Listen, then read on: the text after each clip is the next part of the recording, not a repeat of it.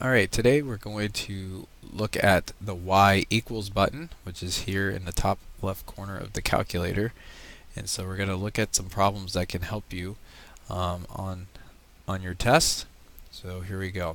Alright, so if I have a problem that says which of the following binomials is a factor of this expression, if I have something like this, then I can use the y equals button to kind of help me figure out what my factors are. So here we go. I'm going to type in the expression that's said in the y equals. So we'll go to y equals, which is this top left corner right here. I'm going to type in the expression. Okay, so we're going to do x squared minus x minus 6. Alright, so we're going to type that into y equals, and then what we're going to do is we're going to look at the graph. Okay, we're going to look at the graph. Alright, so what we have here is we have this line that goes through the x-axis in two places. Okay, so here's our x-axis, and it goes through two places. We have -2 and we have +3. Now, for something to be a factor, you have to change the sign of the x-intercept. So what you do is, if it's -2, it is going to be a +2 in the factor. And if it's a +3, it's going to be a -3 in the factor. Notice our answer choices here are x minus 1, x minus 2, x minus 3, and x minus 6. Since this guy here goes through -2, this factor would be x plus 2. And notice that we don't have any pluses here. So we're not going to be using this 0. So now we're going to look at this one. So look at this x-intercept. This one is +3. That means our factor is going to be x minus 3. Looking at our answer choices, we have an x minus 3, which is letter C. So we would choose that as our answer. And then we're done. Okay. Alright, so now let's look at another couple problems here. Alright, here's another one that uses that same idea, which is a factor of this expression. Okay, so again, what we're going to do is we're going to go into y equals. We're going to clear out the expression that we already put in, and now I'll type in this new one. Anytime you're going to use y equals, however, you cannot put n in there or any other variable other than x. So we're going to change the variable to x. So we're going to say 2x squared minus 5x minus 42. Okay, so this is what we're putting in the y equals this time. And again, we're going to hit the graph. Alright, so here we go. We have two places again. And notice that again, we have minus signs. So we have one right here in between -3 and -4. This guy is telling us that this is going to be a plus sign for our factor. And since there's no plus signs in our factors here, we're going to ignore this one and move over to this one. Okay, so now we just count over. It goes over to 6. So our +6 is the x-intercept, which means the factor is going to be x minus 6. So we look at our factors here, and we notice that we have an n minus 6, which would be the same as x minus 6. So we would pick D as our answer. Okay. Alright, so this is some ways we can figure out the factors using the y equals button. Okay, now I'm going to scroll down and I'm going to show you a couple problems here that involve using y equals in a different way. Okay, this guy. Alright, anytime you're solving an equation, you can use y equals to find your solution. Okay, so here we go. This is what we're going to do here. We're going to break up the equation into two parts.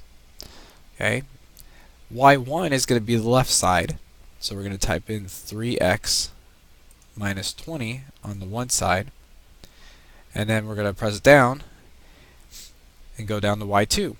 y2 is going to be the right side, this guy right here, -2x. So I'm going to type in -2x. Okay, -2x. I hit graph.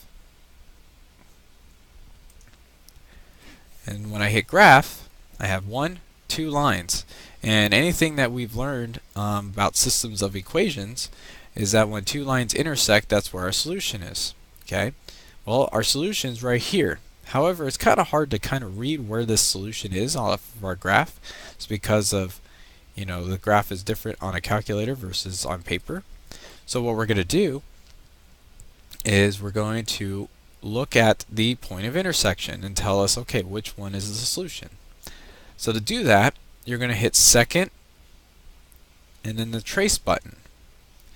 Okay, when you do that, you get this little icon here that says calculate. Okay, so we're going to calculate something off the graph. Okay, so what we're going to do is we're going to calculate the intersection, and that is number 5 here. Okay, so I'm going to press 5, and then it brings you this, and this is the first thing it says, first curve. Okay, so what you're going to do is basically ignore what it says here. You're going to hit enter 3 times. 1, 2, 3. And there is our point of intersection. So it says intersection. X is 4, y is -8. Well, let's look and see what we have here. Well, we don't have -8 in our answer choices, but we do have this x is 4 in our answer choice. So it looks like our answer is going to be 4. And that is our solution to this problem. Okay, our solution is x equals 4. And there it is. That's how we figure out the solution. Okay. Now we could do this the same thing with a problem like this one where you have to enter in the answer. And so when we enter in an answer, we could do the same thing. We could find the point of intersection and type in our answer. Okay. However, this guy's going to be slightly different. And I'll show you why here in a second. Okay. First of all, again, we have the n. And that's not what we want. We don't want to see the word n, letter n here. We want to see the letter x as we type this in. Okay, we have 2 fractions, one on the left, one on the right. Again, the guy on the left is going to be your y1, the guy on the right is going to be your y2. Alright, so what you're going to do is you're going to type in parentheses for the numerator. You got stuff going on in the numerator, you got to get it in parentheses. So I'm going to start with parentheses, and now I'm going to type what the numerator says. Okay, 3x minus 7, okay, divided by 6. Okay, so there's the left side. Now I'm going to go down, type in the right side. Okay, parentheses 2x plus 5 in parentheses for the numerator divided by 3. Okay, so type in our 2 expressions.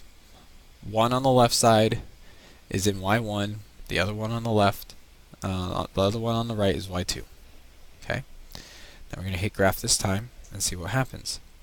Alright, got our first line, got our second line. Well, we have a problem. We don't have the point of intersection on our line, on our graph right now.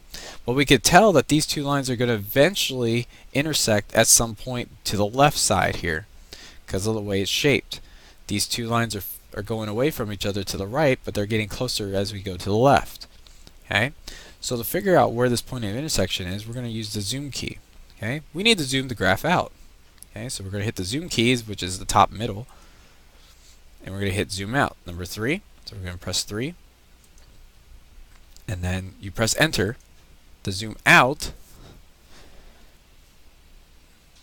and as you can see, now we can see that the 2 lines intersect somewhere. Alright, somewhere within this area here. Okay, so it's somewhere in there. Alright, so now we're going to do second trace again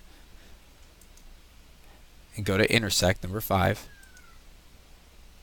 and hit enter 3 times. 1, 2, 3. And we have our point of intersection. We have x is equal to -17 and y equals a crazy decimal right here. It looks like a repeating decimal actually. So what we have here is we got x equals -17, which means this is actually the solution to our problem. Since we changed n as x, there is our n right there, x. Okay, so -17 would be our answer, so we would type in -17, and then we would move on. Okay. One last thing I want to show you with the y equals button is something that I think is pretty interesting that you can do with it. Let's see if I can find this problem. You find this problem? Where I know this problem's in here. Let's see, this problem's in here.